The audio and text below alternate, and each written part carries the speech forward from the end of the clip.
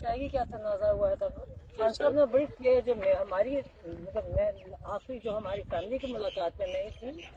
उन्होंने बहुत फर्मली और बार बार एक ही बात कही थी कि इलेक्शन नहीं लड़ना, बॉयकॉट इसलिए करना है क्योंकि इससे फायदा कुछ मतलब इससे पार्टी को नुकसान होगा, हकीकी आज़ादी को नुकसान होगा, और जो नाजायज नाजायज उन्होंने वो जो डिस्क्वालिफिकेशन कर रहे हैं, कहते उसको लेजिटिमाइज कर देंगे, उसको जायज कर देंगे। कहते इस इलेक्शन लड़ने में उनको किसी ने आके उनको कहा कि इलेक्शन कोई कह रहा है कर ले, कहते मुझे एक फायदा बताओ कि इससे पीटीआई को क्या फायदा होगा। कहते सिर्फ नुकसान होगा। इसको ऐसे जैसे वो अपने जिन जिन हमारे पार्टी जो कहते जो बोलने वाले लोग हैं उनको ये सारे डिस्क्वालीफाई करते जा रहे हैं, और